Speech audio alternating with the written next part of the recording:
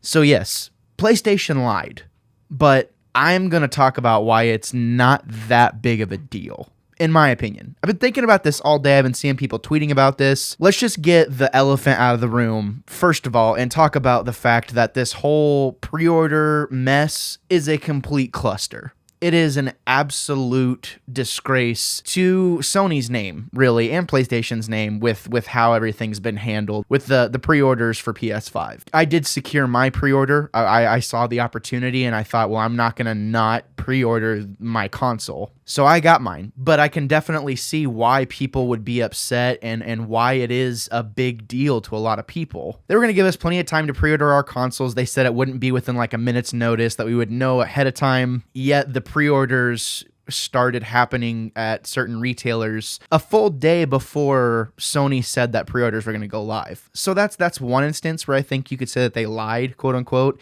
but that's not the main lie that I want to talk about. If you got your PS5, good for you, happy for you. I'm right there with you, but let's take a minute to, say, hey, this sucks for the people that are not only going to be at the mercy of just pure chance to be able to find one, but just the fact that people were people are out there buying 3 or 4 at a time. That way they could totally make money off of these consoles, taking it away from people who actually really want to enjoy them. It's just kind of messed up to me. The main lie that I wanted to talk about, I think one is that it's going to be talked about the most. There's been so much discourse lately on Twitter about, Xbox versus PlayStation. I have both. If you've watched me at any point in time, on this channel or listen to the podcast, I own both consoles. I like both consoles for different things. I like PlayStation better because of the exclusives. If you like Xbox more, good for you. That's great. The main lie that PlayStation has told us was, that they were going to be leaving behind the past generation, right? The PS4 was going to be done. Ghost of Tsushima, The Last of Us Part 2, these were going to be the swan songs, the last big games that were coming out on PS4. Miles Morales and Horizon Zero Dawn 2 were going to be coming out, on the new console and kind of leaving those things behind. Now, I'm going to be honest with you. On the podcast, I talked about this months ago, how stupid I thought it was for PlayStation to leave behind, their millions and millions of PlayStation 4 owners to cap off the experience whenever the PS4 has so much potential in the console and it still had so much potential to even thrive. It's almost like PlayStation was just releasing this console to stay ahead of Microsoft, is kind of what this is feeling like more and more to me. But the lie that they told us was that those were going to be the last big games coming out on PS4, yet now news drops, late last night, early this morning, Miles Morales, Horizon Zero Dawn 2, as well as potentially maybe even the next God of War game, is probably going to be cross-gen.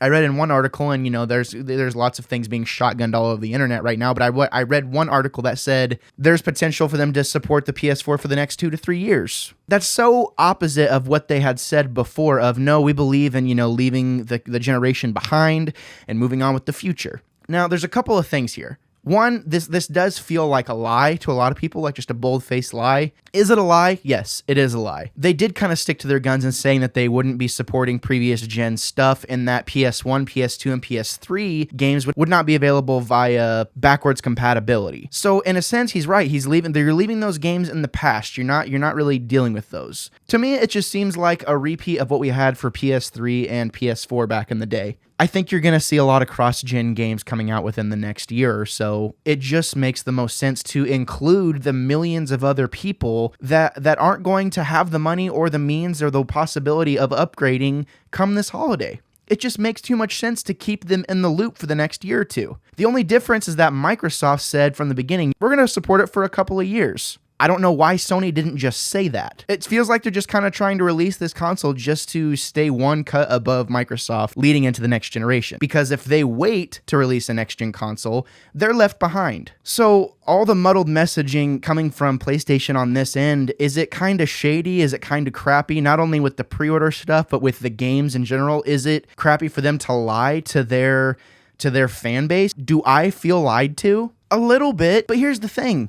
I don't care, and neither should you if you do care. To me, it feels like the only reason you should be caring is if you're a fan of Xbox, because this gives you more bullets to put in your gun of who's the better console, if you really care that much. If anything, to me, this lie is a good thing, because not only, is there an opportunity for people on previous gen consoles to experience these newer games coming out, if you want the luxury of experiencing them next gen on the PS5, that option's available to you as well in a higher fidelity. More power, faster load times, the whole shebang. As to why they wouldn't say why they were doing this, to me, it just seems like they didn't want to reveal all their cards at one time and give Microsoft, some sort of edge and an ability to work around that. Because at the end of the day, yeah, console wars are dumb. Microsoft and Sony are in direct competition whenever it comes to PlayStation and Xbox. Fact of the matter. We talk about all the time, the shady things that these corporations do, and that's another thing. These corporations aren't your friend. They want your money. They don't care about your feelings. They don't care about their